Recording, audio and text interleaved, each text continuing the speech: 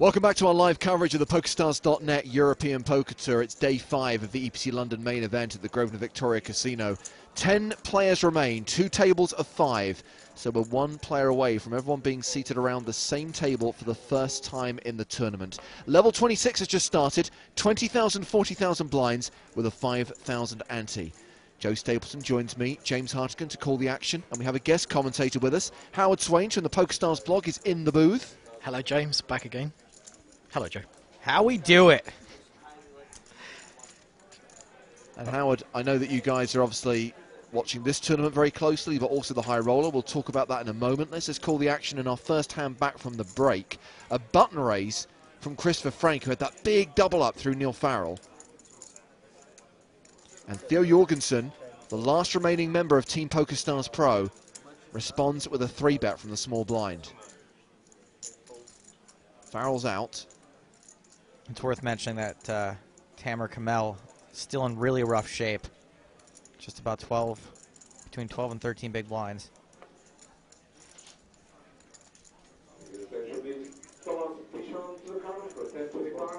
Now Frank has the chips. He can call this 3-bet and play the flop in position. He's been playing well, hasn't he, Frank? It's weird because that last level, he was having a really torrid time. His raises weren't getting through. He was being 3-bet, 4-bet all over the shop. The table made a collective stand against him. Right. And then he just had that huge double up, which was a flip. Ace-king against 9s.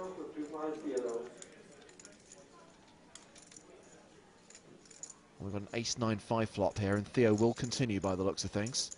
A reminder of chip denominations. Looks like we've coloured up the red 1,000 chips now that the ante's up to 5k. So we've got blue 5,000 chips and yellow 25,000 chips. So that bet from Theo Jorgensen, the continuation bet he makes on the flop, looks like 225, 175. And Theo specifically has been picking on Frank quite a bit.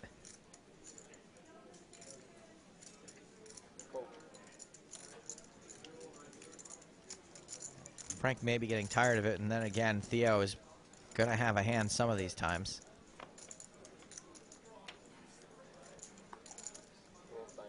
Okay, players remaining at the high roller, raise your blinds, please. We have 4 on the turn. And this is the very first hand since the end of since the beginning of the new level, correct? Correct. Once you have finished this level, there will be a 2 hand.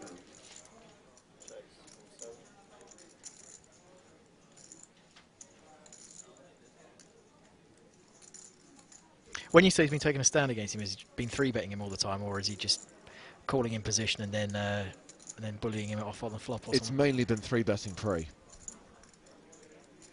So this one's slightly different then, that Frank's actually decided to call. Well, before his stack was slightly awkward. Before he had that big double up, he couldn't really afford to be calling too many 3-bets, even in position. Okay. So he's really being put a test to where it was... You know, it was good leveraging by Theo, really. It was putting Frank into a position where he needs to 4-bet jam or just get out of there. Stephen Bartley's done some research into Frank. I think he's discovered he would be the second youngest EPT champion if he were to win. So here. Mike McDonald was younger when he won Dortmund. Yeah, he got his birthday and figured out precisely where we were at on that regard. This time, Frank bets, Theo calls. This smells like 2 aces, right? An ace in each hand.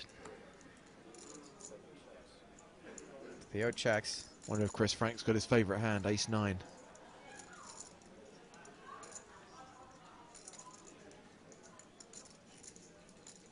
I mean, you'd expect Frank to have at least a really solid kicker here to bet again.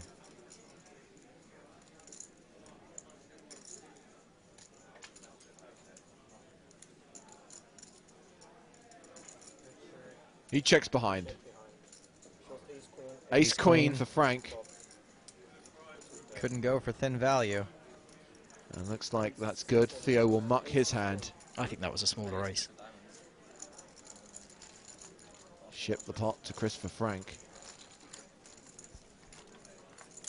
And he's now up to 3.5 million. Theo down to 1.35 million. And obviously in the last level, Howard, we lost from the outer table Nicola Schwiti, who is our last remaining potential two-time champion. Yep. But we've still got Steve O'Dwyer, who got moved to the outer table to balance the two tables. Steve, of course, looking to make back-to-back EPT London finals. That would be incredible, yeah.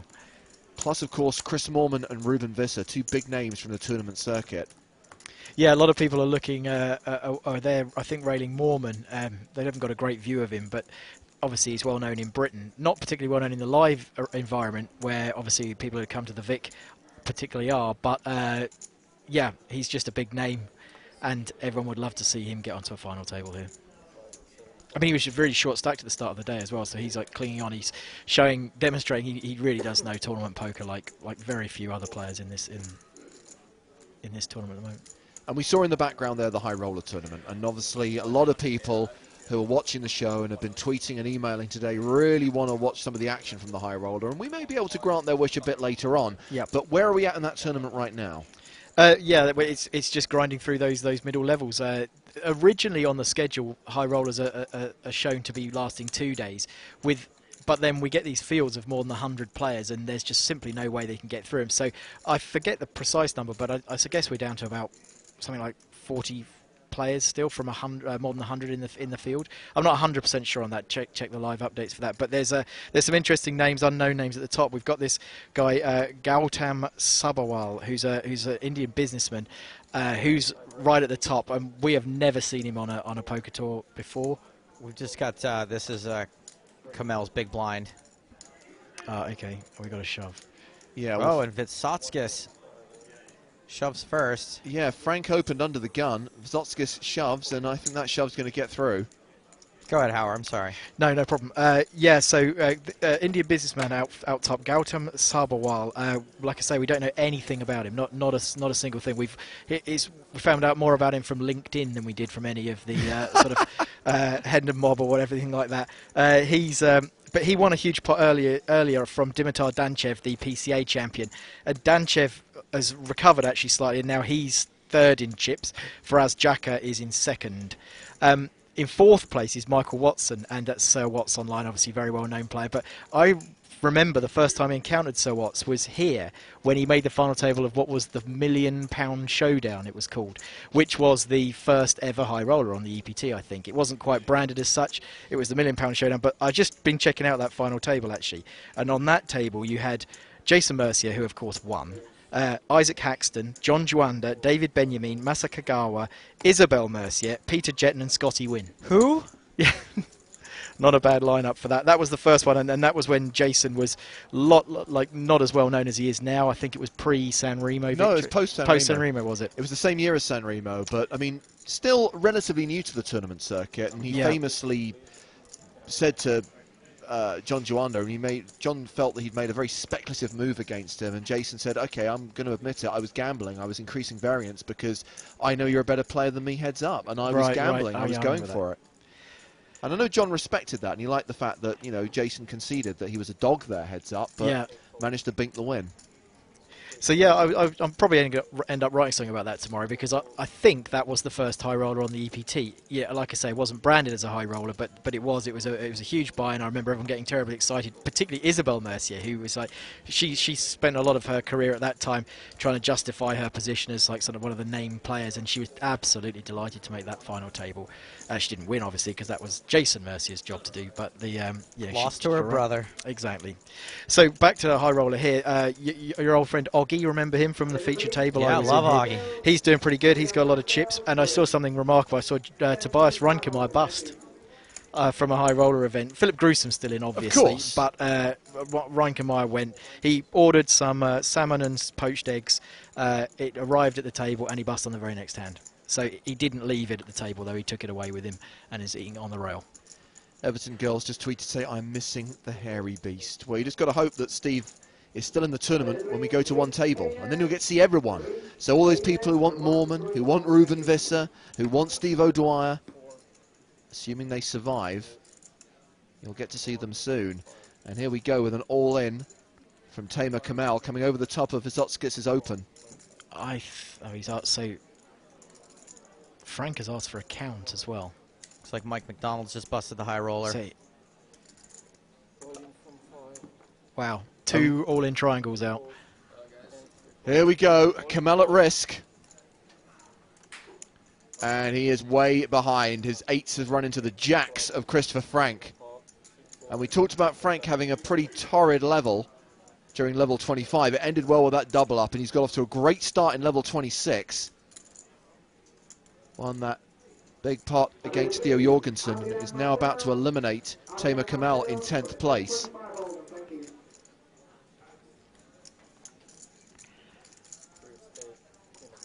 Where did Kamel was a chip leader at the beginning of the, or close to the chip lead, wasn't he? He was one of the chip leaders, absolutely.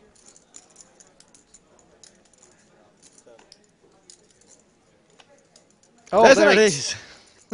Kamel binks an 8 on the turn. Frank does have a redraw. He does indeed. 10 will make a straight. Jack for a higher set. It's another queen, though. So Kamel he fills up on the river and doubles up through Chris Frank. And that's, I think that's the first all-in we've seen, pair versus pair, where the best hand lost. Yeah, the smaller tournament, stacks have been yes. losing as well, haven't they? That's sort of accounted for how quickly we were going yesterday and the day before that, that all those flips are being won by the player with the bigger stack. So perhaps we are going to look for a turn of the tide slightly. Frank's still obviously got a huge chip lead there on this table. By the way, nearly 20,000 players have registered in tonight's EPT Live free roll. If you'd like to get into the action, which starts in 2.5 hours' time at 8:15 Central European Time, you'll need the password that is on your screen now. Barbican. We continue our tour of the London Underground map with Barbican. B-A-R-B-I-C-A-N with a small b. Register now in the EPT section of the PokerStars tournament lobby. A question on Twitter from Harbo, and Howard, you're welcome to answer this one as well. What is your favourite location on the EPT? Stapes, do you want to go first? I can't. I don't know how to answer this question. I like all the locations of the EPT. They all. It's sounds like such a company line, but there's something about everything. I really love the people in Berlin. I love the heat and the locale of Barcelona. PCA, you're on an island. Here in London, it's one of the greatest cities in the world. Monte Carlo there's no other place like it on the planet. That like the sort of the decadence and the sort of mystique of Monte Carlo. I don't know what to say. Can you put your finger on one? Deauville's got charm as well. Yeah, absolutely. It was my first time in Deauville, and I thought it was a very cute town. Yeah, I used to like the ones when we used to go into Eastern Europe because they were always sort of held something a little bit unusual. We went to Kiev one year. We used to go to Warsaw quite a bit. I liked all those. I mean, I too there's good and bad to be said for most of them. What's happened here? Pair of 10s beats 7 high. VA raising the button with 7 high. Yeah, and he tried to bluff the river and got called by Vysotskis. He wins that pot. I haven't been to Eastern Europe yet, so maybe that will blow the rest out of the water. Yeah, we've sort of stabilised a little bit. We used to sort of have a little period there where we went to various different locations, and that was fun. But I think we've got the sort of core 8 or 9 stops now, and I can see the merits in all of them. They draw the biggest fields and always produce one of the most exciting tournaments. I love Prague, obviously, of course. That's another. And the time we go there just before Christmas, when the Christmas markets are out, it's always snowing. It's some only way to warm up is to visit the lovely bars. And before James weighs in, another thing I'd like to say, and I hate to sound like a crybaby, but like the inside of a casino in Barcelona looks a lot like the inside of a casino in Berlin. We don't get a ton of free time to do stuff. We're covering these tournaments from noon until midnight, or thereabouts a lot of the time, and so. It's not like I have like a favorite restaurant in any of these particular cities because it's just like, okay, what's still open by the time we're done? Yeah. James? I kind of agree with you, Joe, in the sense that there's something everywhere. I think London's got a lot going for it purely because it's the only EPT where I get to go home at the end of the day. Sure. Some people see that as a plus, I guess. It's not always fun living out of a hotel room. But yeah, I was a big fan of Copenhagen, and I was a big fan of Snowfest, destinations which sadly are no longer on the tour, but maybe one day they'll come back. Snowfest still has a big tournament there, actually. It's not part of the EPT anymore, so it's a slightly smaller buy-in, and it attracts a good crowd. But it's, I think the idea of merging skiing with poker was a really good one. I mean, everyone had a thoroughly good time there. It was awesome. Think that it was one of those ones where if you're interested in both of those two things, you're in a slightly smaller subsection. I'm just going to put this out there that maybe Snowfest, I know it's not part of the EPT, but maybe it should be live streamed? Anyone? How about the Snowfest that they have in New Zealand? That one looked brilliant as well. That one looked really, really good. If you talk to the people that have been on the ANZPT, which is the tour that snakes around Oceania, the Oceanic region, they love that one as well. I forget the exact name of the town that it's in New Zealand, but it looks fantastic. By the way, I said Copenhagen for a number of reasons. I'm a big fan of the city, but also, as you know, for me, it's all about the food. And the fact there was a Blue Elephant restaurant literally 5 minutes from the tournament floor, that's what sold me. Seems weird, though, eating Thai food in Denmark. The Blue Elephant is one of the best Thai restaurant chains in the world. It's a chain, you say? So it's like the TGI Fridays of Thai restaurants? It's a bit more upmarket than that. It's like the PF Chang's of Thai restaurants? Considerably more upmarket than that. You can only afford to eat there once on the trip, let's put it that way. Oh, wow.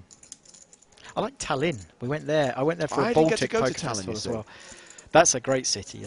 You'd like that with the sort of Finnish connection as well. It's very close to Helsinki, so you can sort of tick 2 capital cities in one trip because it's just a short ferry ride away.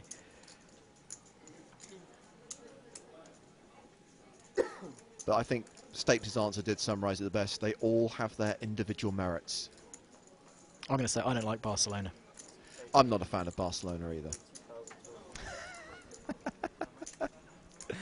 I think Barcelona is a very exciting city, and I guess you guys aren't exactly nightlife connoisseurs, and for someone like me, there's a lot of trouble to get into in Barcelona, which is why I like it. Yeah, I'm slightly offended that I'm not a nightlife connoisseur. Well, you're not. You're a populist. You like the sort of trashy populist nightlife. I think we're connoisseurs. What do you like, late night chess matches? I don't understand. What do you mean by populist? I actually think your comment is slightly unfair. I think you like the fact that it is quite down market in that area. Whoa, whoa, whoa! Down market? What are we talking? It is a spot. It is a Western Europe hotspot. Down market. You're down market. He is using a very peculiar definition of the word connoisseur here, isn't he? Some of the best nightlife in the world is in Barcelona. So, the one thing, actually, tell you what Barcelona does have going for it, and we never get to stay, is the Arts Hotel. Yeah, right by, but it's a sort of a mirage there, isn't it? Like we can see it, but we can't go in it. The experience of the player is very different for that experience by the media.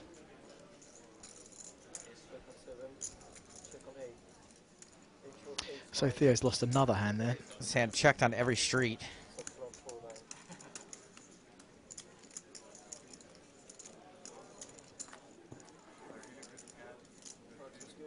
Just back to the high roller for a second, Howard. Yeah.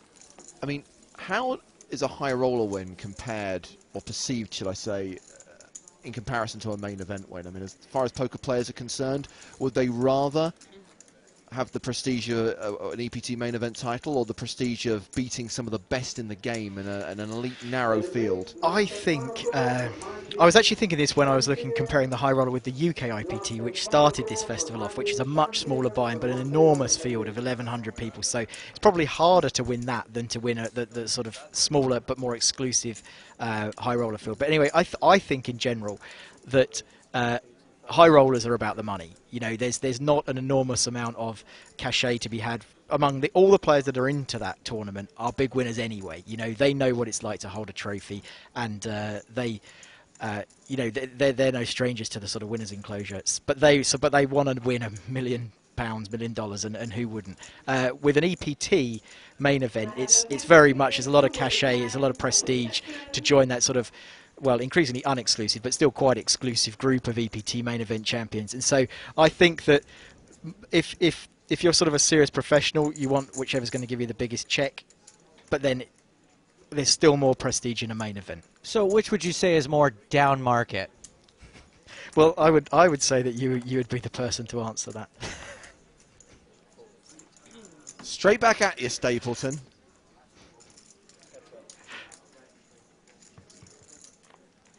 You guys only care about which stop has the comfiest beds for you to fall asleep at 10:30 in. Expensive cocktail lounges is my thing, not loud places with noisy music and young people. By the way, James has been using that line since he was 19. Can I take a middle ground here? I don't know where to align myself. They have beer as well in their nice cocktail lounges, Howard. That's a bit of a... All right, we're going to catch up with this hand real quick. Vitsotskis raised to 80,000 before the flop. Got called by Kamel, who now can call now that he's doubled up. Check on the flop. After it's checked to him a second time, it looks like Kamel's going to bet this turn.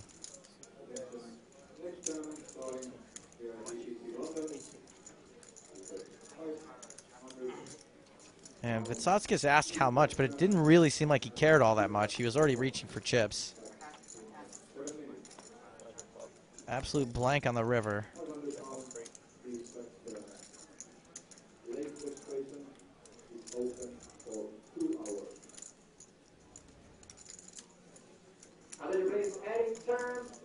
Time for the 25.50 on my thank you.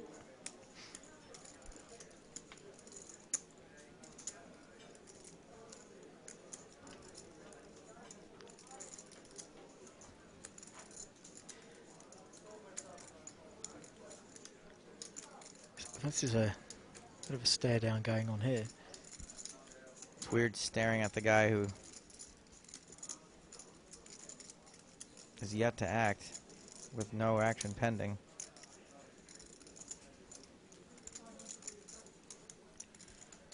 Kamel bets again. And you tend to give this bet a little more credence just because, you know, Kamel still doesn't have a ton of chips. You know, he's betting more than an eighth of his remaining stack.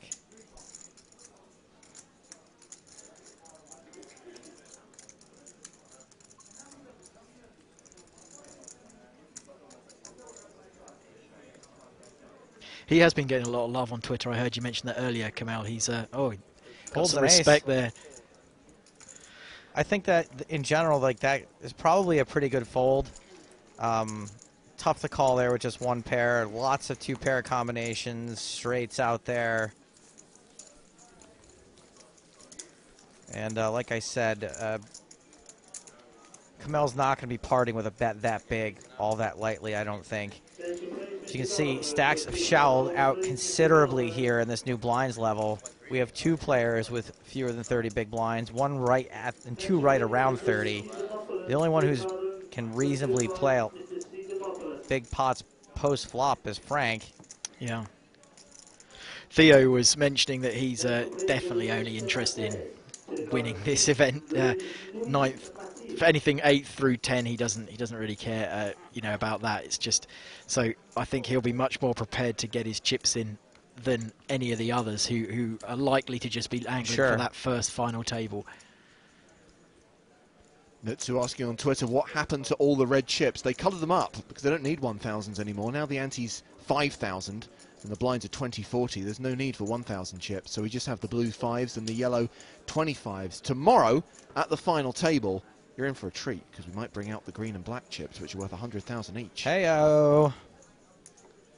I remember the early seasons of the EPT, it always used to finish with just sort of at this level where we had yellow and blue because the Swedish players used to often make them into the shape of the Swedish flag. So you'd get, you know, the cross with the background there. And they're almost precisely the colours of the Swedish flag as well. So let's just bring new viewers up to date. Todd, for example, has just joined us. He says, guys, just got online, checking in from LA. Sorry, quick update, please. How many players left, etc.? Thanks a lot. No problem. I appreciate there's a lot of people on this side of the Atlantic just getting home from work and firing up the stream. We are close to completing play for the day. 10 remain, and our ambition is to get down to the final 8. Now, of the 10 remaining, we've got Theo Jorgensen in the middle of your screen now, a member of Team PokerStars Pro, who's going for the Triple Crown here in London. He's got the World Series bracelet. He's got the WPT title. He wants an EPT win. And we've also got Steve O'Dwyer. He's on the outer table. Steve finished second in London in Season 8, looking to go one better here in Season 9. Theo's stack has been by far the most swingy, right, today. He's been down to 500, up to 2.3. Now, well, 22 big blinds. He's in sort of re-steal territory only. And I think he might be tempted to do that right about now. So he's just 3-bet. Has he got the stack to do that, Joe? Theo can 3-bet. Yeah, he just he's not going to be 3-bet folding too often.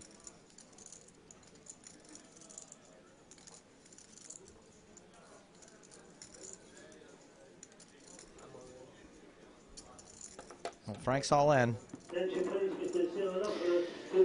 You got to think he realised that was a possibility. He's let it go.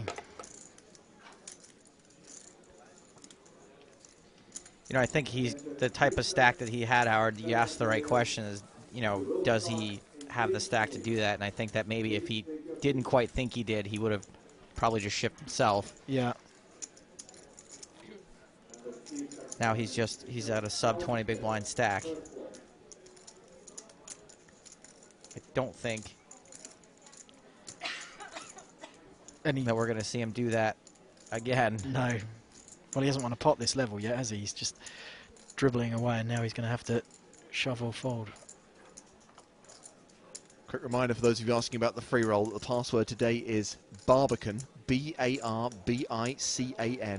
Barbican, lowercase, is the password for today's EPT9 free roll, which kicks off in 2 hours and 15 minutes.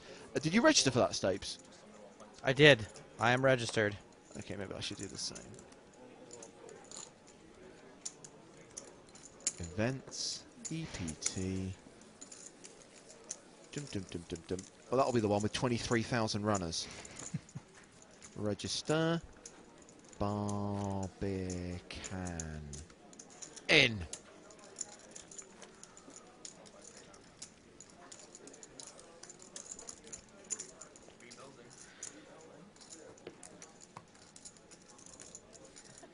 So Frank is almost certainly now a tournament chip leader.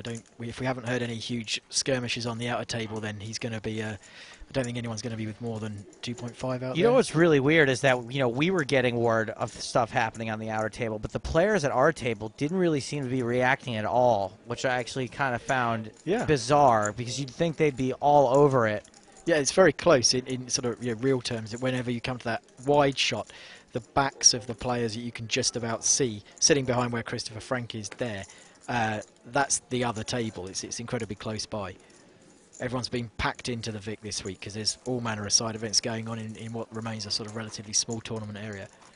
Just a quick word on the free roll again. Of course, the start time is 8:15 Central European time. That's 7:15 our time, so it's actually 1 hour 15 from now.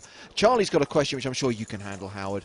What happens if during the removal of the red chips, one player has 3 of them? Then they have a chip race. Which Wait, what?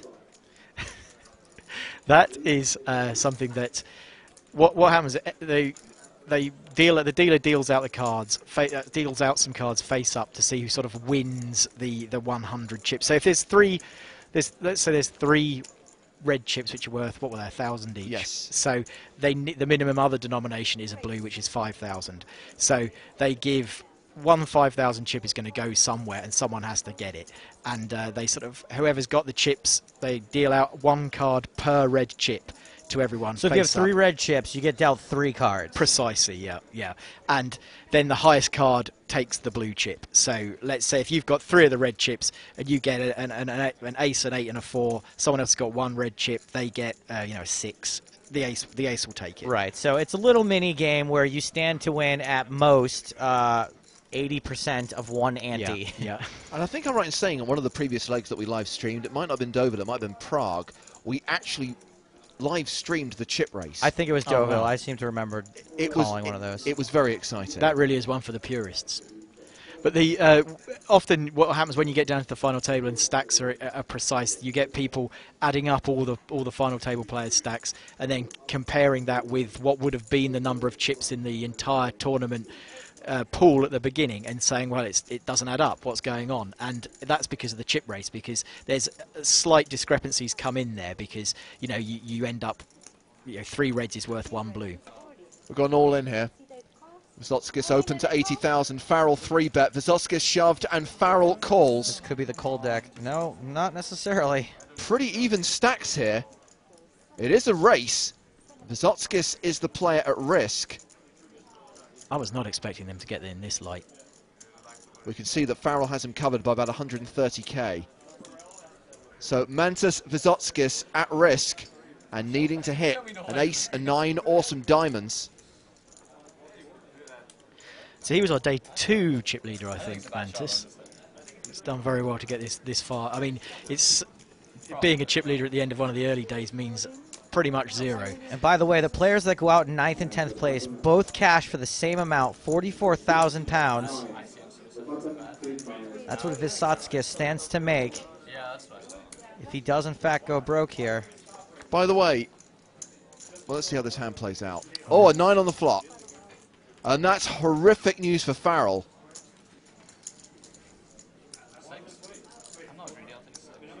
Who will be left with just 130,000. Ooh. Now he's got the inside. That's right. Farrell can now hit an 8 or a 7. Additional outs Or a for the 3, Scotsman. right? The 3 will do it too, that's right. But it's a queen. So there's the double up for Mantas Vysotskis. And Farrell crippled by that, down to 135k. I just wanted to answer Alex's question. Sorry, it just kind of tilted me slightly. Why isn't anybody giving updates on the outer table? And he directs that at us and also at your colleagues on the PokerStars blog. It may be that Alex is not familiar with where the live updates can be found on the PokerStars blog, Howard. Can you please direct the gentleman to where he should go? I will indeed, yes. Let me at him. PokerStarsblog.com, and then there's on the right hand side there's a widget that says EPT London. There's all kinds of other live tournaments going on as well at the moment. So, but if he just clicks on the words EPT London, that will take you through to the main page, and there's all sorts over there. So, in the very top panel will be the live updates that are being fed in, and it will be pretty much hand for hand now because there's more reporters than there are tables, so it should be pretty accurate and pretty comprehensive. And you can follow that on there. In fact, there's one of them there. There's Remco. Standing there with his iPad tapping away, so he'll be providing the live updates from the outer table. We should really be keeping an eye on this feature table, though, especially with Neil Farrell's chip stack where it is. He's got 135,000 before he puts this ante in, which means that he's got fewer than 4 big blinds. There it is, 3 big blinds. Theo not in great shape either, but I would expect all these guys to play real tight until Neil either goes broke or doubles up twice, I'd even say. Yeah.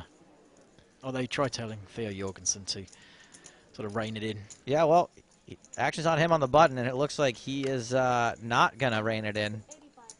He raises. By the way, those live updates do include chip counts on the players at the other table, and I can tell you that Ruben Visser is still on around 3.5 million at the moment, so still seems to be the tournament chip leader. And Steve O'Dwyer? Steve O'Dwyer, I think, is still on around the 3 million mark. There's not been much movement as far as I can see. Well, with 2 really short stacks at this table, you can understand why. Let's just have a look. Let me just press the all-important refresh button. Yeah, Steve O'Dwyer on about 2.9, Ruben on 3.5. Olaf Hagland has 3.2, so the 2 biggest stacks, the 3 biggest stacks in the tournament, I should say, are on the other table.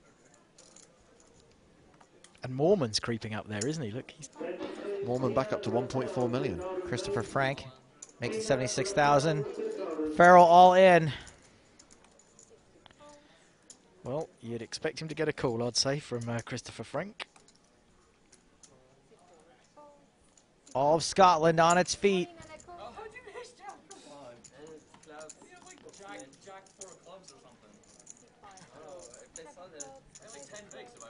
Ace, Jack, and Queens. Found Queens. Oh, I really don't like Queens in this spot. I know I'm supposed to. I know it's a favorite.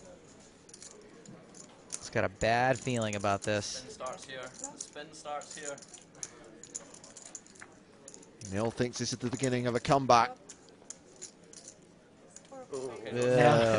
You do not want to make a set, sir. 2 outer, very bad.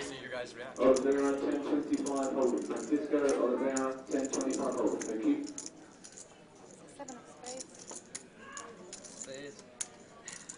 So an ace or a queen. Otherwise, Farrell does double up. And he will double. Doubles up. Give us a Mikhail Korotkik style celebration, Neil. Now, I do think that the smaller the amount you double up for, the more acceptable any excessive celebration is. You double up to 6 big blinds. You can do a lap around the table. I think it's perfectly acceptable. There was clearly some irony in that celebration, so We can allow that, can't we? I want to play at a TV table so bad, just so if I double up to 7 big blind, I would just run through the rest to the high roller, high-fiving people. Have you never played on a TV table? I figured you might have done. In a pro celebrity thing or something. No.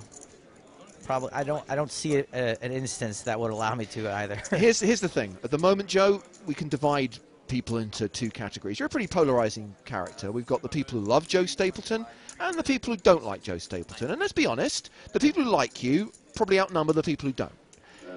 The problem is, if we were to put you on a TV table, I think the pendulum would swing massively, possibly to the 100% mark. Of people that don't like me. Yes. No, I'm indifferent to him.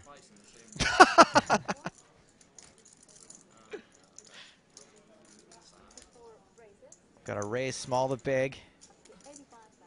Kamel into Frank.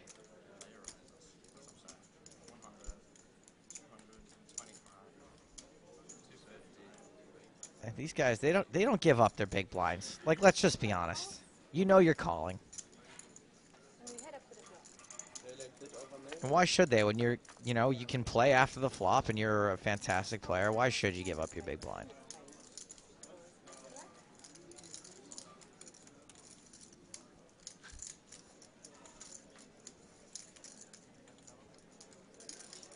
That's what we call subliminal advertising, by the way. The weird thing is, I was just thinking about the localized streams. Kamel continues. Have you seen that Jan Heitman has been tweeting about a new thing, that it's a new pair of glasses that can control your computer via your glasses.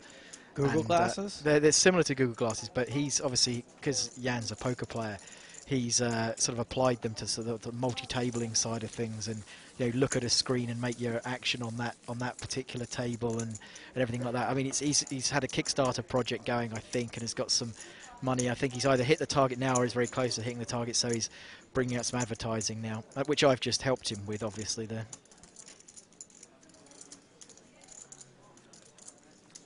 We just received word that Jan Heitman's Kickstarter is in the million. Oh my, the numbers are rising too fast. I can't even keep track. I'm not a shareholder.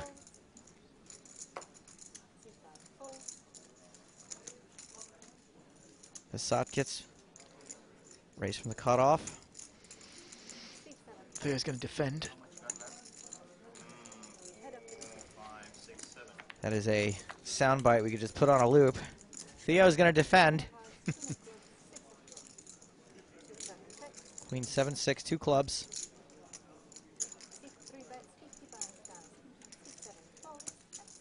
Continuation bet works. Jorgensen folds. Satkis takes it down.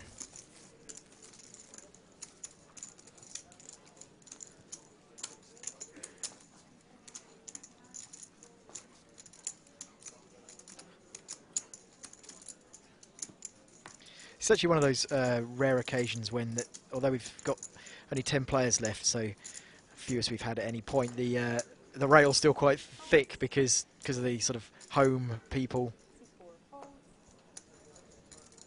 Because of the amount of people that are here from Britain, still in Mormon. They're following Mormon mostly, Yes. and Tamer Kamal. So there's a lot of support on the rail here. That often doesn't happen when you've got a sort of foreign contingent only in a further flung district. A lot of people have gone home already by this point. Farrell all in again.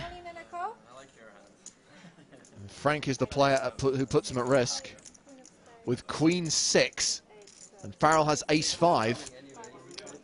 And that's why he said he likes Frank's hand, because Frank does have 2 live cards.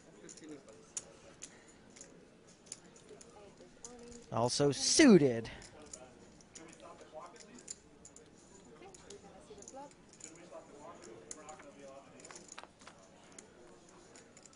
There's a spade in the door and There's a queen on the flop. So a 10 or 2 spades. Just an ace. I'm not even greedy. Not 10. Just an ace. He says he's not greedy, he doesn't need the 10, just wants the ace.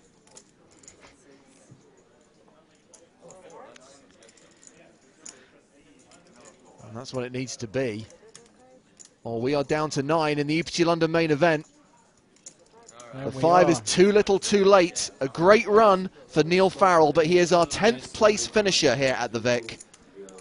And there will now be a short break in the action while players redraw for seats at our 9-handed feature table. We are now on the final table bubble. Fire up the bagpipes, Scotland. Chris Frank on 3.2 million. It does leave 2 Brits in the field, the aforementioned Tamer Kamel and Chris Moorman. And Howard, this is a stat that we should bring up again. In every season of the EPT, there's always been an English winner. Yep. Season 9, however, we have yet to have an English champion. Yep. Could this be the event, and could this be the time that finally, once again, as we did in the first 3 seasons, a Brit wins the British leg of the tour?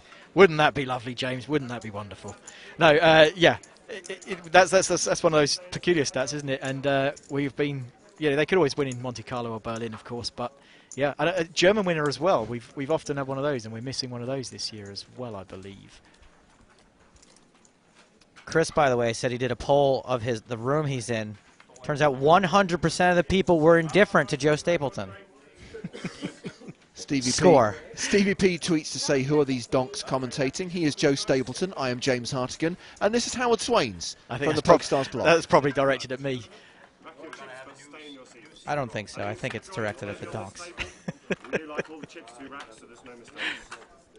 We're going to have a short break. We're going to stay with you guys during this, by the way, but it's going to take them some time to get the final table set. Sorry, not the final table. I fall into the pitfall too. I'm sorry. I'll learn eventually. It's only my 3rd season on the EPT. The final 9 players will all be seated at the same table, but it is not the final table. Don't worry, I will kick you in the kneecaps later for your minor transgression. Should be pointed out, the draw they do now will be the last draw of the tournament. So when we do get to the final table, it'll be the positions the players are seated in right now, minus the poor guy who goes out in 9th. Yep. And Howard, you've covered a multitude of these things. You've been around more than I have at this point of the EPT main event, and you know that 9-handed play can go on a while. It certainly can, yeah. This is where we could easily be looking at another 3 hours, but they're quite short, aren't they? And there's no way in the world that Theo Jorgensen's going to sit on a what has he got, like about 20 big blind stack or less than 20 big blind stack. He's going to get those in, so he's either going to have chips to start pushing people around, or he's going to be out himself. I don't think Moorman is going to be the kind of person to allow anyone to sort of knit it up and just play for the final table. These are all very, very experienced tournament poker players, and so I imagine that. Well, I'd like to think that there's going to be some action in this 9-handed. And that speaks to the character of some of these players, and also speaks to the payout structure. I mean, if we take a look right there, it's 44,000 for 9th place. That's out next. All the money is up top in these tournaments. Right there, 700,000 for first. Even the difference between 2nd and 1st place is bigger than 3rd place money. Pretty close, maybe exactly, actually, 3rd place money. So, I mean, that's another reason why these guys, they're all going to play to win.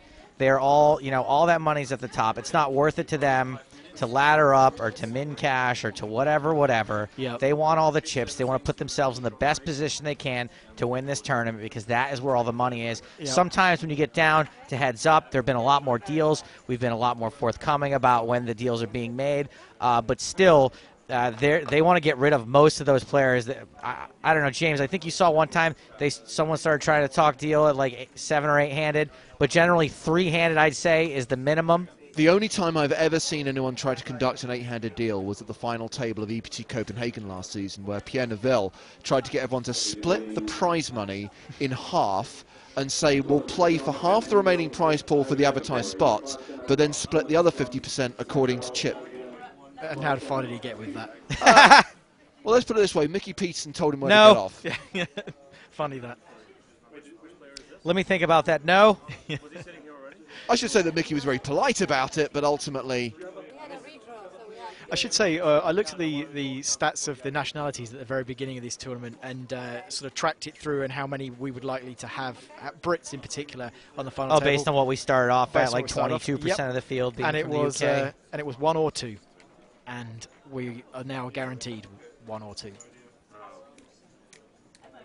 There was we haven't got an Well American, played. have we got? Is there an Steve American? O'Dwyer. Steve O'Dwyer, of course. Yeah, there was due to be 1 American, and then of course it's sort of lot less precise when you get down to the others, all the countries that are sort of. How many other. Lebanese did we end up with? Just the one, Basil Musa, because Yeah. Nick Schweety went out earlier on. But it's another unbelievable Of performance. course. Still by the higher than Lebanese. mathematically there should be. Yeah, there were 17 Lebanese, I think, in this tournament, and so just to have 2 on the penultimate day, that's another impressive show from them. So they will continue to play nine-handed, and when we lose another player, we will be done for the day. But this is the point where it can take a while. I mean, of course, you're absolutely right. Theo Jorgensen is sitting on around 20 big blinds. He's not going to hang around for long. But also, all it takes is one cold deck situation. Oh, absolutely, and yeah. it's rare. It's rare when we're nine-handed for it not to be decided that way. When was the last time you saw a guy kind of like combust on the final table bubble? Especially because a lot of the final tables we've been covering lately, some guy has gone in with a massive chip lead, and that doesn't exist right now. And that's all it takes to end this very quickly is a cold deck, and for one person to go in with a ton of chips. It is not uncommon for these guys who are all playing to win to wake up with 2 big hands, and sometimes not as big a hands as you would think. I'd say even as much like, you know, ace, queen, and tens are sometimes hands that are just going to be considered a cold deck at this point. That's what I mean. I mean, but it's going to take hands like that. It's often a race or a pair against an under pair. But it's not necessarily aces versus kings. No, not at all. And then we can, you know, get down to that final table very quickly and also have, someone with a monster stack. Always entirely possible. The cards can fall any way. That there is the high roller that you're looking at, by the way, everybody. That's and just picking out a few people that I can see there. That's from the left. It's Philip Gruesome, Jan Dion. I can see Michael, Todd Terry in the foreground. See Michael Tereniak. Yep, same table. Scott Seaver with the headphones just slightly off of his ear. That's Talal Shakershi there, just on the. He's just leant back now. He's got the bald head. Theo Jorgensen's in the way of him. Let's see. And we should mention now, if we lose our player here very quickly, we were going to switch to high roller coverage, and we will switch to high roller coverage, except the high roller goes on dinner break at 6:30. So if play ends while the high roller's on dinner break, unfortunately, we won't be able to bring it to you guys. Yeah. We will. We'll come back after their dinner But just break. not right away. Yes. That's all. So we're going to take a break while they're on break. That's Nicholas Levi walking around there. He was on the feature table, wasn't he, in the main event? So he's hopped into the high roller. Vicky Corrin's got her back to us there. This is now testing my boots. Oh, Olivia Busquet there next to Michael Tereniak. Oh, and Faraz Jaka. Look at that table. You've got Scott Seaver, Michael Tereniak, Olivia Busquet, and Faraz Jaka.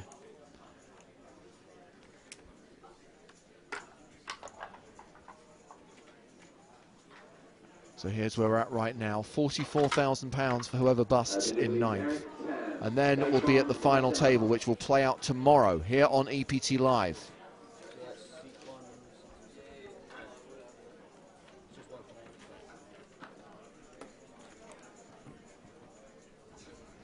And tomorrow they'll pay for these sums, with the winner receiving £700,000 plus an EPT title, and it will be a new member of the EPT title club because we lost our last remaining potential 2-time champion. Howard, do you guys in the media, on Media Row, play the fantasy game? Some people are, yeah. I find that fantasy games sort of affect my ability to remain objective in these sort of things, and I'm not going to. There's nothing we can do to be biased or anything in the coverage. Right, but you just don't call like it having the extra sweat. Exactly. I just find it's this is from soccer, when I ended up finding myself supporting, like cheering when goals went in. Do you against say my soccer team and specifically things. because you're speaking to me? I did, yeah, Okay. yeah, and I just don't want you to catch some heat from the audience because they lose their minds. Do they? Whenever I Which is say why soccer. I always refer to the game as soccer, because if there's one thing I love, it's tilting people who really, really need to worry about more important things. Yeah, I'm British and I've been a big football fan for a long time, but I've lived in the US as well, so you know. I have to, Well, I can speak. I'm a American. recent. I recently joined the bandwagon of the Arsenals. The London Arsenals are my new favorite team. Is that right? Yep. Did you know that Joe has watched more live soccer matches than I have? Is that right? He's been to one. I've been to none. What game did you go and see? Barcelona versus Real Madrid. Oh, I remember that. Yeah, that was where you were swilling back alcohol-free lager. That's correct. 12 of them. 12 alcohol-free beers. So these are the final 9 players, and here is how they stack up in chips. Ruben Visser, the tournament chip leader, with 3.9 million. Christopher Frank, the German player, on around 3.1. Similar stack for Steve O'Dwyer. Olaf Haglund just shy of 3 million. Mantas Visotskis on 2.5 million. And then we start getting to the shorter stacks with less than 30 big blinds. The 2 English players, Tamer Kamal and Chris Moorman. And then the shorties, Theo Jorgensen and Basel Moussart. So this is the seat order, and a reminder that this is the final draw of the tournament.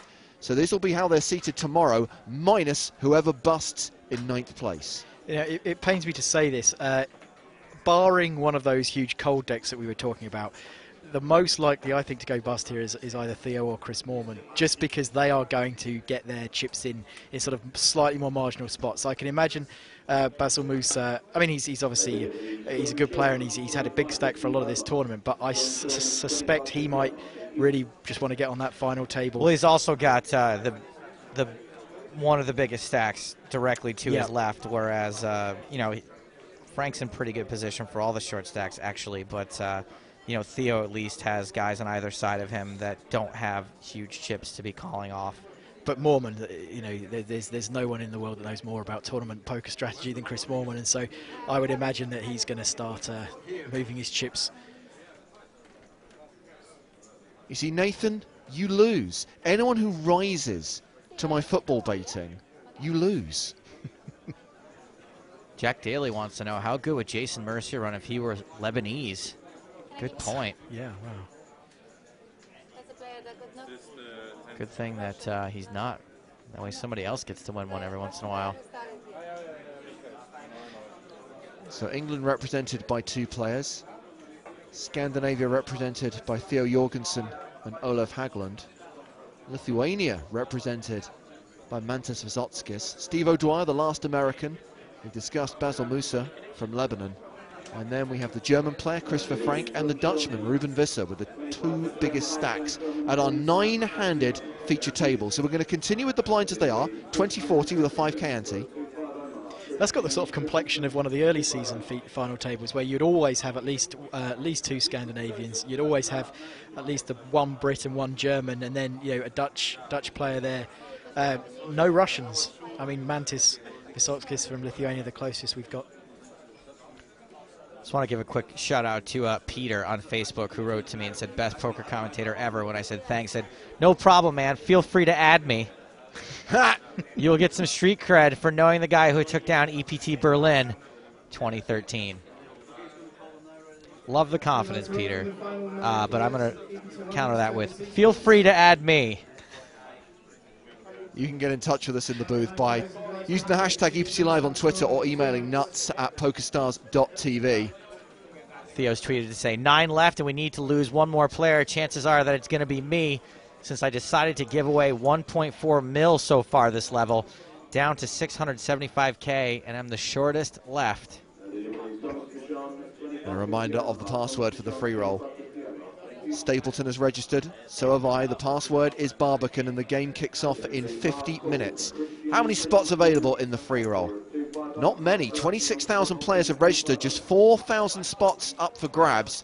So head to the events section of the PokerStars tournament lobby, click on the EPT tab, and you'll find that game. March the 15th, 15:15 Eastern Time, the EPT Live free roll. Get in there using the password that you've just had on your screen.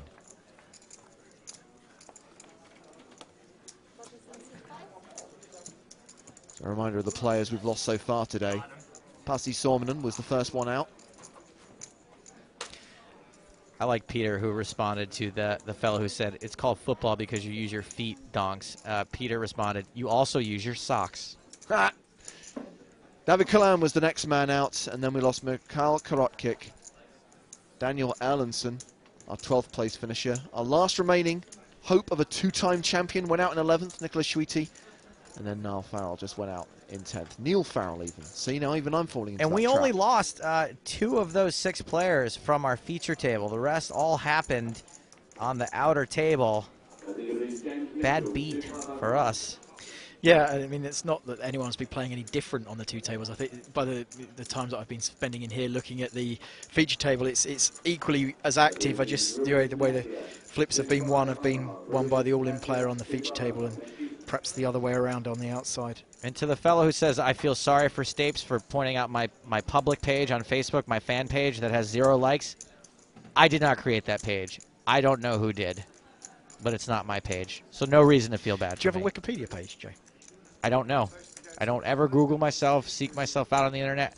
Occasionally, I will search for my own reel on YouTube to send it to someone, and that's about it, which was embarrassing because a girl, I tried to show it to her, and she's like, "Oh, I can see you've been searching for yourself," and I was like, I don't do that. I needed to link this to someone. You just keep telling yourself that, Joe. Looks like we can get cards in the air. A reminder that the blinds are 20,000, 40,000 with a 5,000 ante. Good luck to the 9 remaining players in the EPT London main event. Only 8 will make the final table and come back tomorrow for the final day of the tournament. Dorothy says, go Germany, or England, or Denmark, or USA. Okay, whoever wins, I'm happy. Hashtag go Stapes. He's not going to win. I cannot win. It's looking there in a row from the 3-seat round. Ruben Visser, Steve O'Dwyer, Chris Moorman, Theo Jorgensen. And we're going to get at least 3 of those on the final table, and that's... you know, by any estimation, that's going to be a really exciting table tomorrow.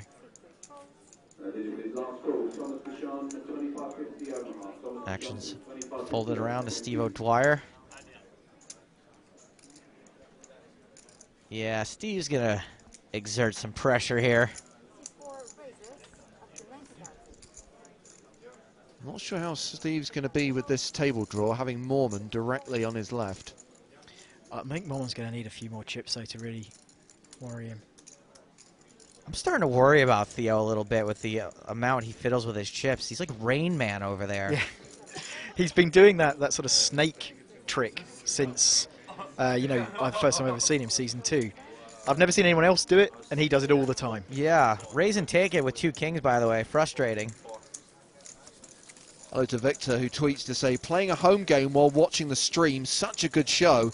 And there he is. He's got one of those funky tables that you put on top of your dining table. He's playing with his friends, and they've got the stream on a laptop there.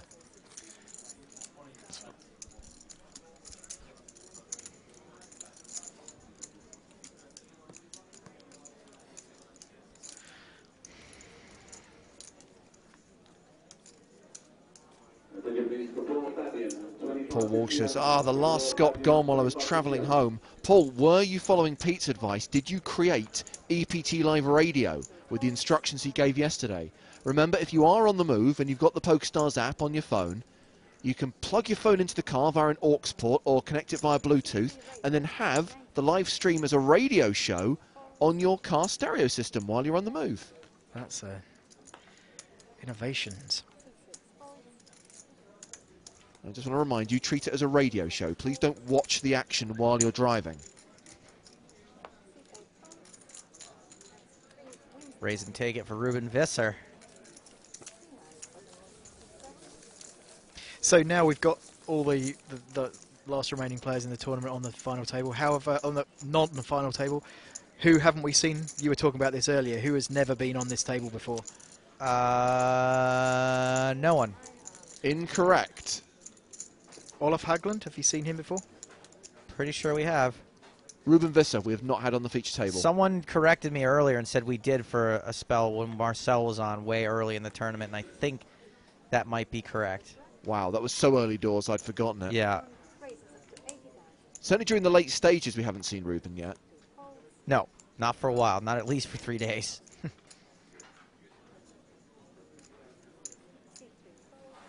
Also, you know, it kind of makes it tough for us to remember because if they're in the 1 or the 9 hole, we don't see their faces. That's and a good point. If they are card dead and we don't see their faces, it's really tough to remember if they've been at our table.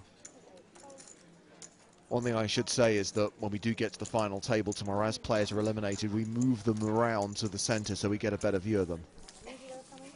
So raise and take it for Vitsotskis. Expect to see a lot of raise and take it hands, by the way.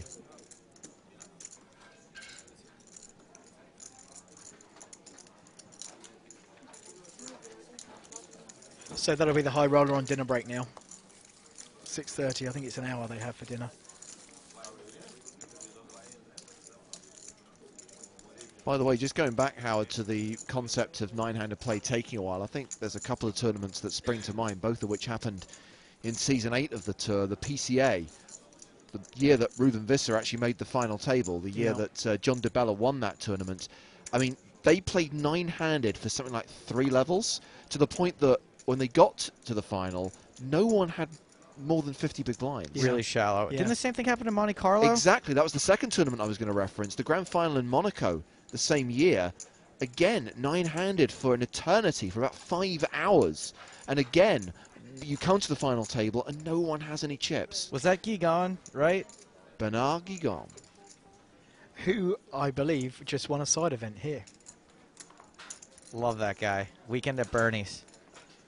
I will need to double check that, but one of the guys who did receive quite a bit of criticism for his play in Monte Carlo has just won a side event in London. That does fit his description. I haven't seen him here at the Vic. That's not to say it's not him, but I haven't seen him. Cash writes in the set. I feel like crying. Nicholas Schweedy is out. Wow. All the way from Lebanon. One short stack player left. Wow.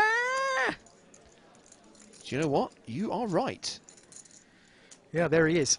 Oh, no, hang on a second. This was in Deauville. Oh, it was in Deauville. It was in My Deauville, apologies. yes. Visser raised here pre-flop, and looks like a continuation bet on the flop is good. Yeah, he beat Matthias de Mulder in the €1,000 buy and no limit hold'em event in Deauville. I didn't think he'd come to London, to be honest.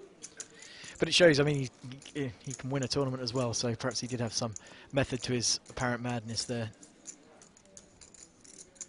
For those of you asking about whether there'll be hole cards at the final table tomorrow, the answer is no. This is an EPT Live light stream. What? With it being a non-televised event, we don't have the final table with the hole card cameras in it, so it'll be completely live, but hole cards down. This is Bush League. I am... When did we decide this? Why don't we have hole cards today? Do you know what, Joe? I'm now going to kick you in the other kneecap later on.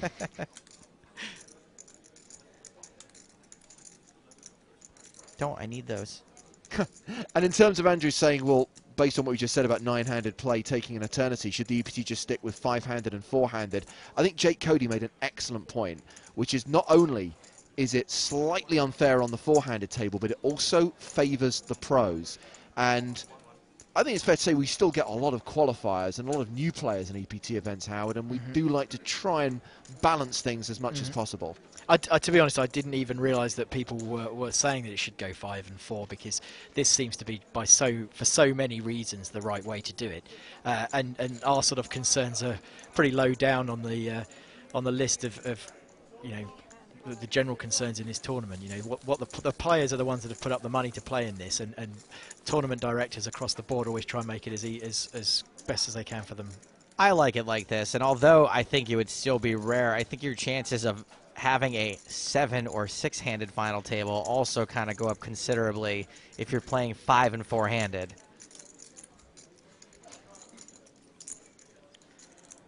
When was the last time we saw a double bust out from 9th taking us to 7? It was that recently. has happened, hasn't It was it? pretty recently, I feel like. I can't remember, because I mean, obviously we had the double bust out yesterday night that took us down to a 15-handed day today. A 7-handed final table.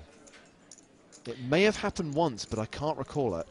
Yeah, I feel like I've seen one, but I can't remember where either. I think we were lucky once when we had a double bust out when we got to 10, so we never had to do this nine-handed business. yeah. We just got straight down to the last 8.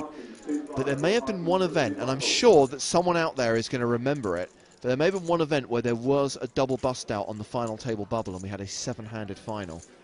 But it's not an event which sticks in the memory, and a lot of them for me do stick in the memory. Emily's writes in, question for commentators. Who won EPT5 London main event? Well, no one has won 5 main events in London. Unfortunately, there have only been single winners. And there won't be a repeat London winner this year either. James, you know who won EPT5 London? It's either Gustafsson was 6, so Michael Martin was probably 5, Muawad 4, Vicky Corrin 3, Telcher 2, John Shipley 1. Correct. Look at this guy. Look at these guys, huh? I remember Peter Eastgate heads up with Aaron Gustafsson. That was one of the. That was a really good EPT London, that one. Jake asked what happened to Neil Farrell. Neil lost a big race and then ended up going out in 10th place. He went into his final race with the lead as well, didn't he? Was it outdrawn by Queen 7 or something?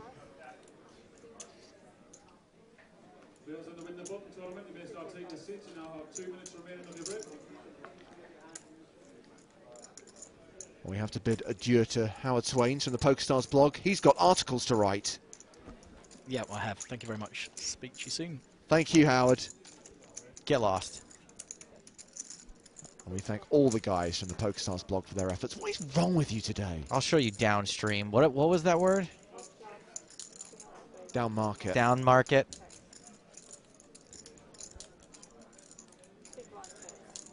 Am I not allowed to say get lost anymore? Is that a curse word? You know what we talked earlier on, a few days ago, about that clause in my contract where I have to stapes wrangle? It's becoming harder and harder. You're like a wild animal that can't be kept on a leash. It's all love. Vitsatskis made it 80,000 before the flop. Check on the flop. He and Steve O'Dwyer delayed c-bet on the turn. O'Dwyer folds.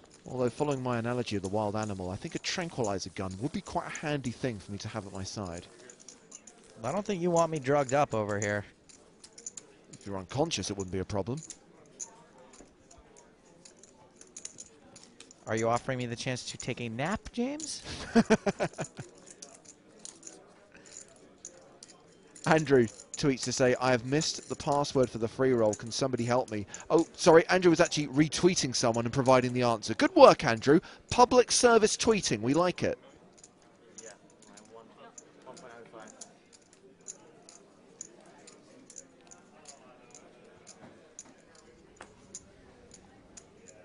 1.05. By the way, Dylan, responding to me saying that the password is Brixton, look at when that was tweeted, mate. A day ago. That was the password for yesterday's free roll. Honestly, you have to spell things out for people in black and bloomin' white. Today, it's a tube stop.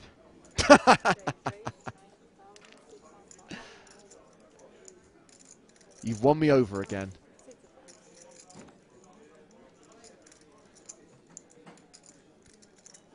Action's folded around to Ruben Visser on the button. Nearly 4 million in chips. He's not going to be folding many buttons. See if Mormon comes over the top. He does not.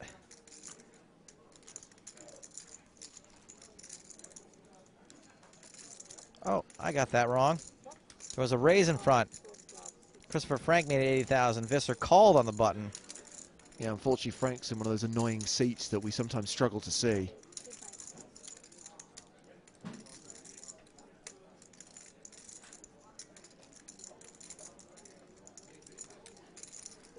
No continuation bet on that flop of Trey, Deuce, 6, 2 clubs, 5 on the turn.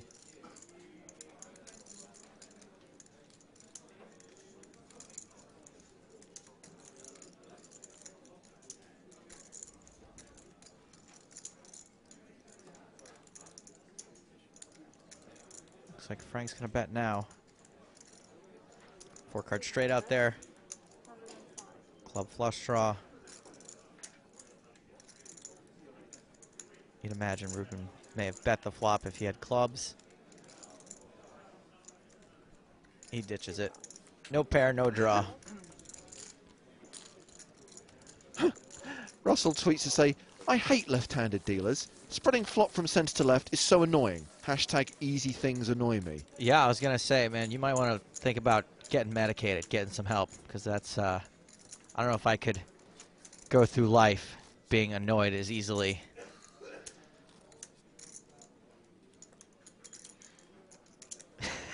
Maybe it should be things easily annoy me rather than easy things annoy me. Yeah. Although that comment probably annoyed him also. Poor spelling and typos certainly annoy me. Mikhail emails nuts at pokerstars.tv to say, what was the buy-in for this tournament? £5,000 sterling, and with 647 entrants, that created a prize pool of more than £3.1 million. 96 players got paid. Obviously, we're well into the money now, but We don't hit the six-figure scores until we get to the final table, till we get to the final six in front, in fact.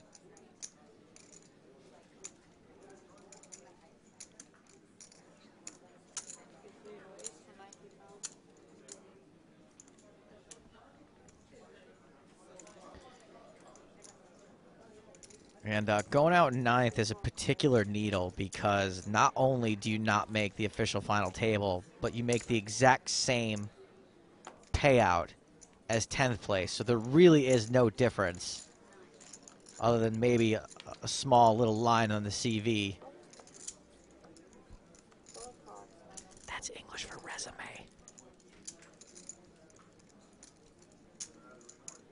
This or the pre-flop raiser gets called by Steve O'Dwyer. Love the fact that we're anglicising you. I just want my jokes to be heard, man. Visser doesn't continue. Steve picks up the betting lead.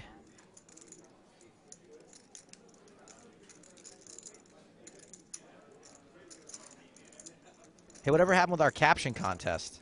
Get to that after this hand. Let's see what Ruben Visser does in response to this bet of 125,000. He folds. Yeah, in case you're unaware, we are running a caption competition. A little bit earlier today, a photograph was taken in the booth of Joe and myself with David Williams from Team PokerStars Pro. And we asked you to come up with a comedy caption to this photograph. How could you make this photo any funnier? Come on. Here are some more suggestions which have been tweeted with the hashtag EPT Live. Gary Madison. David Williams makes a slight pre-floss mistake, but it's close. Yes, I like it. Will's suggestion is a brush with greatness. Rickard goes for Joe Flossington and the Booth Fairies. Kieran Murphy, 3 guys, 1 brush. I'll take my box set now. And I like Willem's one. Got to clean out the bland taste of British food as soon as possible. Ooh, went a different direction. Got to give Willem some credit for that. Everybody's been going the oral route.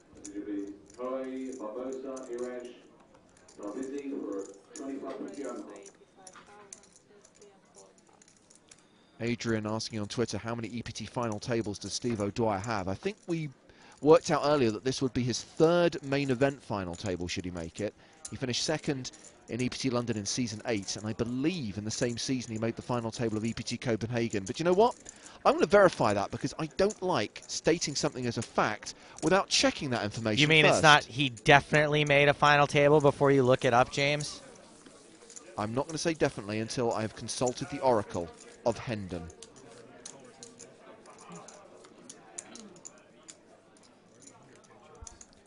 Bear in mind that I'm only going to focus on main events. I'm not going to talk about side events, and I'm acutely aware that Steve O'Dwyer had an amazing run in side events last season as well. He's the hairy beast. He is.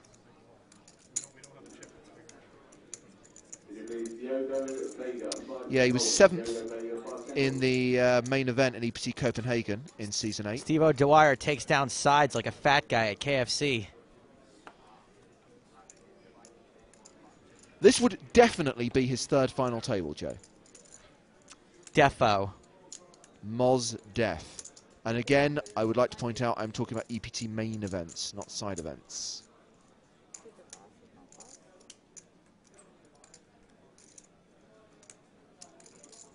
Frank's made it 90K under the gun. Ruben Visser is interested in 3-betting.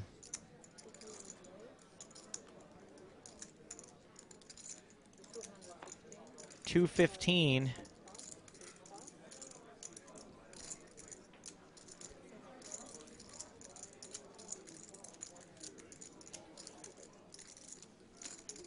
It'd be interesting to actually see a hand go post-flop between the 2 biggest stacks at the table. Heck to the yeah, and it's not happening. The 3-bet gets through. By the way, that caption competition remains open. Your chance to win 2 DVD box sets. One of them is every episode of Season 1 of The Big Game. The second one is a series of poker tutorial shows. So if you want to win those DVDs, suggest an amusing caption, and the best caption, as judged by the EPT Live production team, will win those DVDs by the end of the day. I'm going to do something I don't normally do, but we like to catch people up If they're just joining the broadcast late, Nicholas asks, how many players are left in the main event? Is this the final table, or are there other players still playing except these nine? Nicholas, this is it, buddy. This is the final 9. Not the final table, but the final 9. Final table on the EPT is 8 players.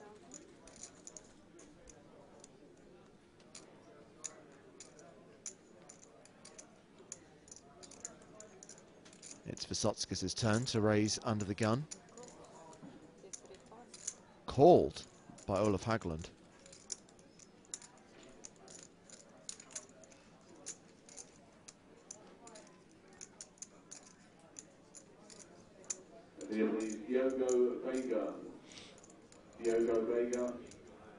Steve O'Dwyer considering his options.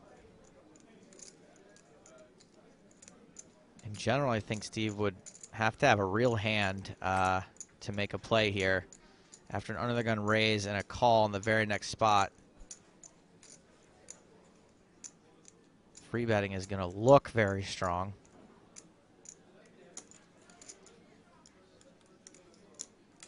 And his chip stack isn't much more than these guys, so it's not really like he can put a ton of pressure on them. He makes it 330,000. That is a big re-raise.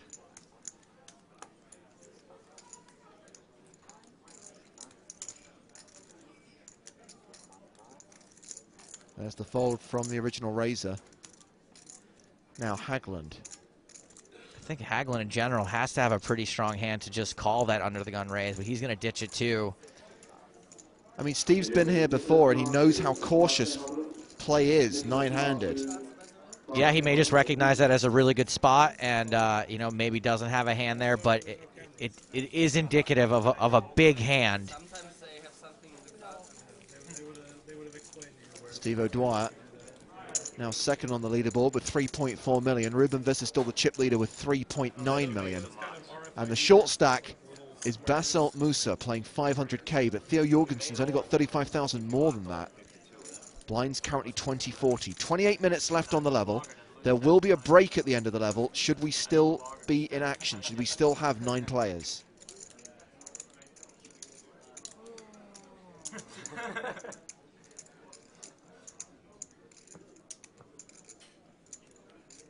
Afghan writes in to say that he's going to enter an EPT just so he can hear me slate his play and call him a donk. I don't really slate people's play or call them donks, really, for the most part. You got to do something pretty bad for me to throw stones.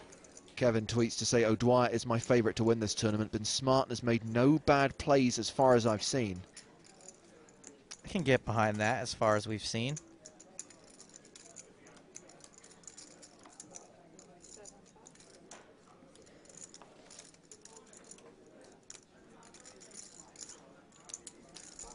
So the high roller officially on dinner break. A little less than 30 minutes left on this level, and then we'll take a 15-minute break. It's assuming we don't lose a player in the next 27 minutes. Either way, we're taking a break. I can't say I'm surprised at what we've seen so far, 9-handed. Caution is the order of the day. You know, we talk so much about the money bubble, but this is another bubble. You know, this is another opportunity for guys like Steve and Ruben who have big stacks and have experience and know what they're doing to pick up a lot of small pots and a lot of things pre-flop, just like we saw from Steve O'Dwyer. You know, won a large pot without having to see a flop. And I'm sure he and Ruben wouldn't mind seeing this bubble go on for a while and let them just accumulate chips so that when the final table does happen, everyone else is short stacked. The old cliche, you've got to be in it to win it. You've got to have a seat at the final to potentially win the final. And it's just so amazing that in poker tournaments, chips are power. And the more chips you have, the more power you have, and typically the more chips you can accumulate. It's incredible. I'd say a lot of people on Twitter are getting slightly tilted by Theo's chip tricks. We had a lot of people who I felt were taking Mike McDonald's betting a bit too far, yeah, kind of really getting irritated by it to the point they were threatening to turn off the stream. And now it seems to be that Theo's chip sliding is the latest thing that's got people raging at their computer screens. Tommy Jakobsen tweets, "Go Sweden, flip and chip it home to us."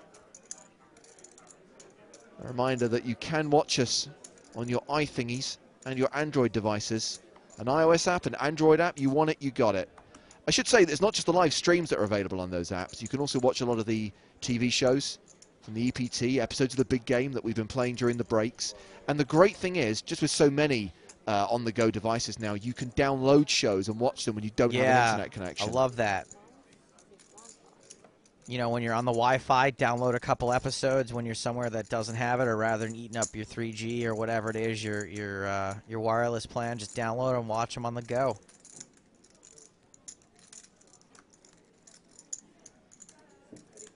With Dwyer raised under the gun, Visser defends his big blind. Let's see how cautiously these two play against each other, if at all. Check, check.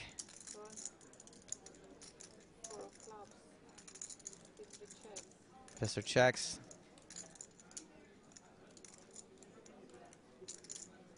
Steve checks again. Steve playing this very cautiously, considering he raised under the gun. Ruben checks a third time. Might be tough for Steve to rep anything now. He's going to take a stab. A fist full of yellow. Be pretty tough for Ruben to call with anything other than an ace. 150,000 gets the job done.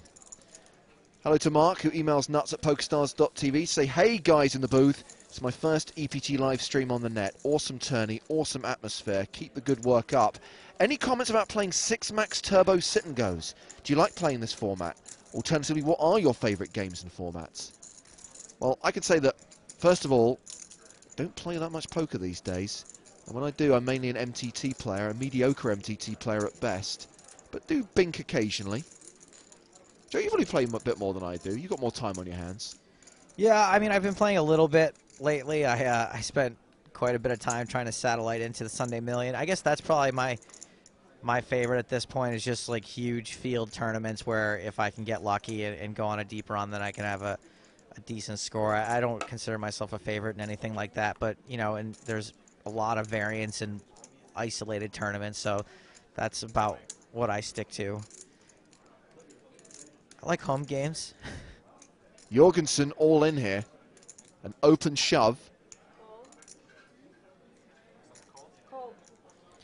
We got a call. Is it Frank who's called? At least one caller, and Ruben Visser with a decision. Frank's got 3.1 million behind. So Visser's basically risking his entire stack if he wants to play this pot. He does have Frank covered. Wow, he asks Frank, how much did you start the hand with? And this is not posturing. Ruben genuinely has a decision here.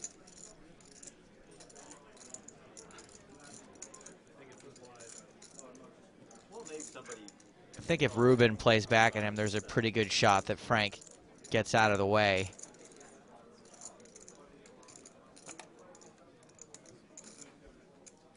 It's really the smart play to let Theo go broke. Assuming he does. Ruben Wow. shoves over the top, all in. Steve O'Dwyer hasn't looked at his cards yet. He can fold easily, yeah. And Frank does get out of the way. Theo very happy that it played out that way. Queens is the hand for Ruben Visser. Kings the hand for Theo Jorgensen. Theo in a really good spot to double up. Triple up. Remember, Triple up, that's right. there was the call first from Frank. And no one is rooting for a queen more than Basil Musa,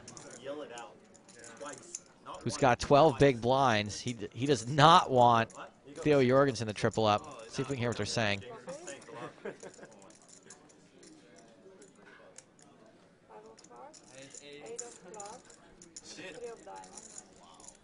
Safe flop for kings.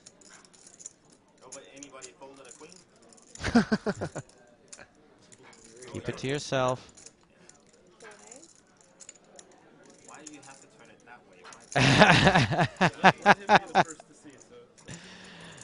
The left-handed dealer tilting Theo even too. One card to come. Just has to fade a queen. Why that way? Yeah, that's better. I like It's a 9. So Theo Jorgensen triples up. And now the pressure is on Basil Musa, who has 480,000. Ruben Visser, by the way, not too much of a dent to his stack. 3.4 million. Pretty even with Steve O'Dwyer, who becomes the chip leader by virtue of Visser's loss there. So Musa on 12 big blinds. Mormon and Kamal on around 25 bigs. Jorgensen now playing a 41 big blind stack after that triple up. And if you're Basil Musa, you are just sick to your stomach right now after seeing that happen. All the pressure's on you. No matter what you shove with, you know, depending on your position, but there's 8 other guys at this table that could all wake up with bigger hands. Time is running out for you. So Theo can do some more chip sliding. By the way, Dorothy on Twitter says Theo Jorgensen's chip sliding and tricks are amazeballs. People are just jealous that they can't do them. I'm a little jealous I can't do them. I don't know if it's really a trick. Just kind of spreading them out and picking them back up again.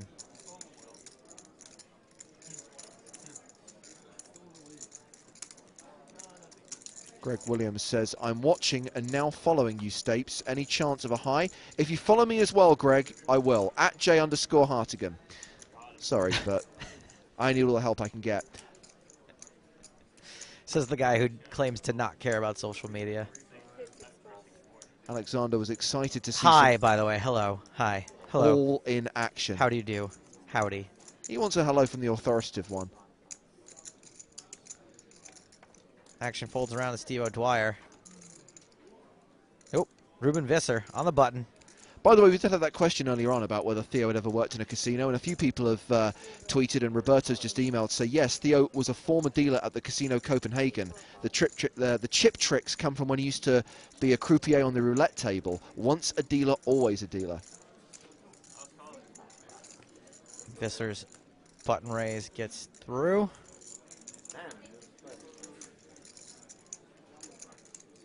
He showed his cards, but the dealer is not. Gonna help us out here in the booth.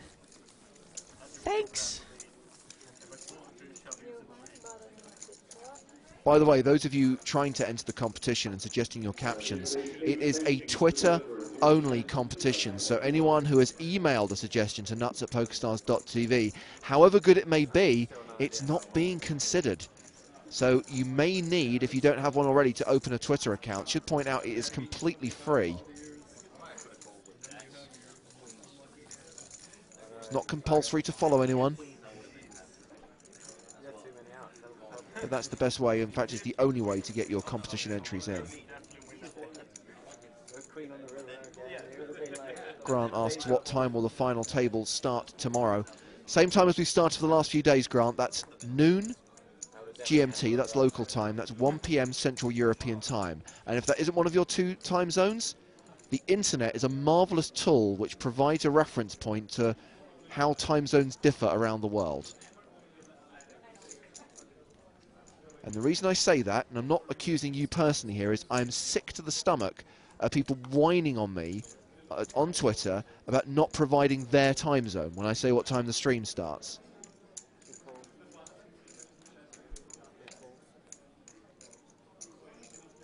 What's next? You gonna ask us what the weather's like in your area?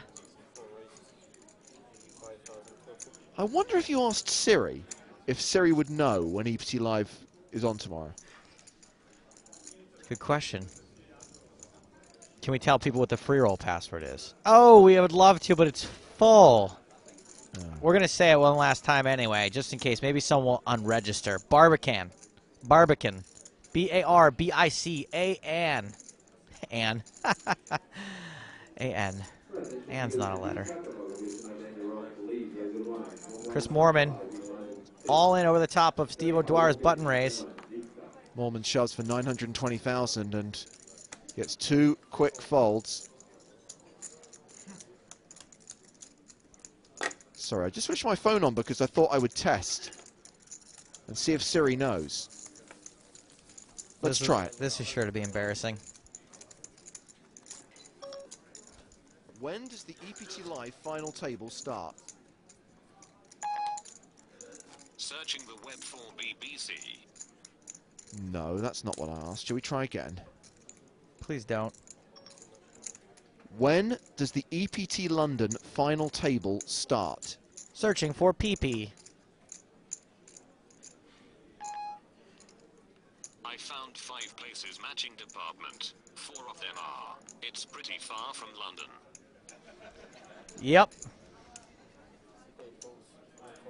Damn you, Jobs! Siri sounds pretty awesome.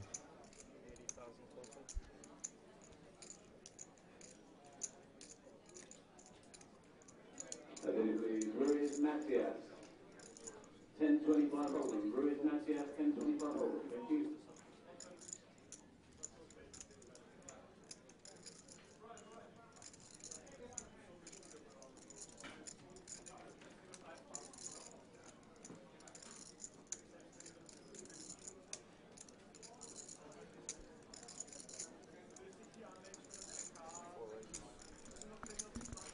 Visotskis makes it 80,000.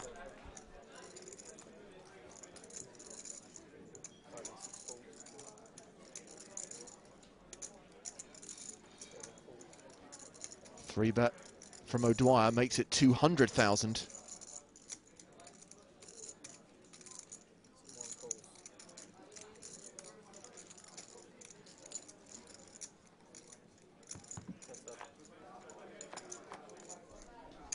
Heads up to the flop. Jack 6-4, 2 diamonds. Visotskis checks.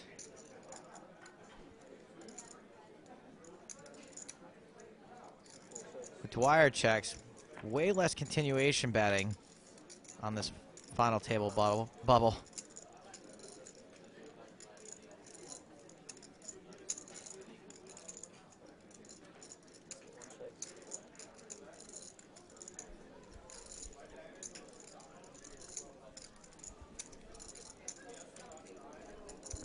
Please, Ruiz Macias.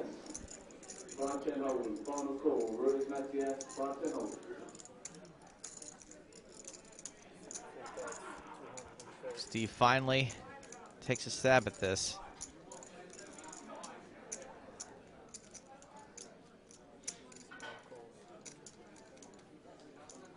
Visotskis calls.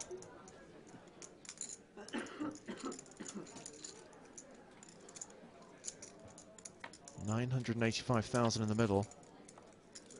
Board is now double paired. 3 diamonds out there.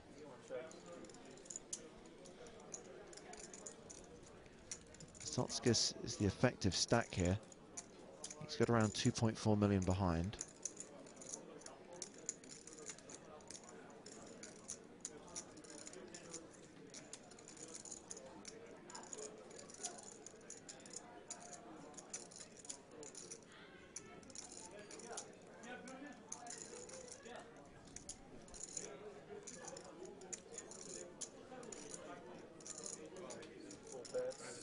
Steve makes a big bet on the river and gets insta-called. And Steve says, I have a jack. Visotskis mucks. And Steve wins a big pot there. 630,000 was his value bet on the river. Steve plays that hand very deceptively. Does not continue when he hits top pair on the turn. Excuse me, top pair on the flop. So remember, Steve O'Dwyer came into today as the tournament chip leader. And that's a position he has just reclaimed. That is a huge pot.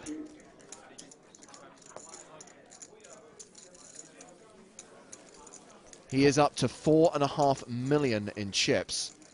Visotskis down to 1.76 million. Of course, Musa's still the short stack with 465,000. I keep forgetting Basil Musa's at the table, and I don't mean any disrespect, but he's kind of crippled by only playing 12 big blinds. Yeah, absolutely. I mean, he's just going to need a very strong hand to move in with because it's pretty easy for him to get looked up by some of the bigger stacks.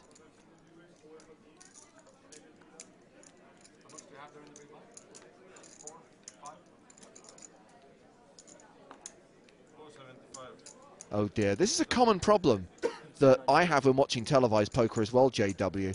Watching the live stream and playing an online MTT and just confuse the flop on the stream with the flop in the MTT. Sad now.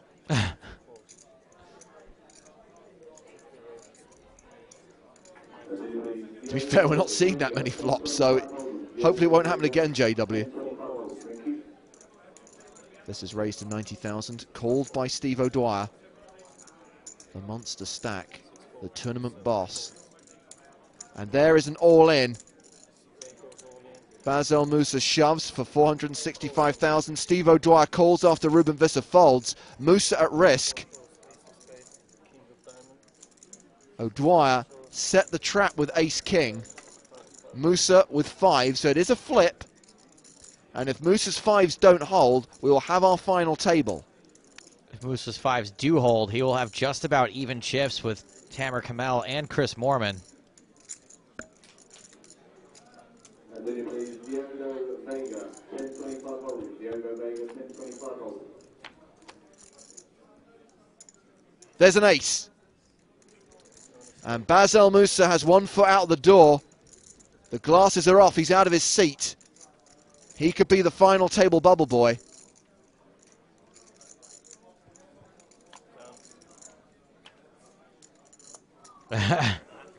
Always a sweat on the turn. Unless there is a 4 or a 5 on the river. 6 outs. It's a jack. So Steve O'Dwyer eliminates Basel Musa in 9th place, and we are down to our final 8. And Steve O'Dwyer is going to come into the final tomorrow with the monster chip lead. Steve O'Dwyer will be playing a stack tomorrow of more than 5 million. Basel Musa, by the way, collects the same prize money as the guy who finished 10th. Everyone is now locked up £57,000. Tomorrow, of course, they're competing for a lot more money than that.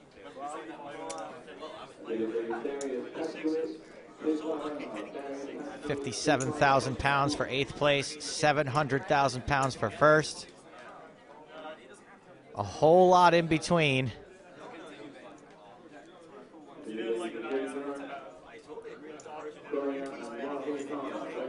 There we go. Big money on the line tomorrow. So 2 key storylines, well, several storylines. I mean, obviously everyone who makes this final table has a story. But let's talk about the players who've made the final. Let's talk about the chip leader, Steve O'Dwyer. Back-to-back EPT London main event final tables for Steve. He was the runner-up to Benny Spindler in Season 8. He's looking for the win in Season 9. Ruben Visser made the final table of the PCA in 2012. He's back at another final table on the tour. Theo Jorgensen from Team Pro back on the circuit after that horrific incident that he suffered towards the end of 2012. And he's going for the Triple Crown. Should he manage to chip up and win this, he'll have done that. He'll have the World Series bracelet, the WPT title and an EPT title. 2 English players still in the field, including Chris Moorman, an online beast with tournament winnings of close to $10 million, still looking for that first big live result. And let's not count out Christopher Frank, who is 18 years old. He would be the 2nd youngest, we believe, EPT winner of all time. Nothing to sneeze at either. So live coverage of the main event resumes tomorrow at 12 noon local time. That's 1 p.m. Central European time. But we are not done for the day. You asked and ye shall receive an hour of bonus coverage of the high roller. So they are currently on a break. We're going to do the same, but we'll be back at around 7:30 local time. That's 8:30 Central European time. So that's about 20 minutes from now. And we will pick a feature table, a really good, really strong lineup from the late stages of the 10K high roller here in London, and a bonus 60 minutes of coverage of that tournament. So join us in around 20 minutes time. We bring you more live poker here on the PokerStars.net European Poker Tour.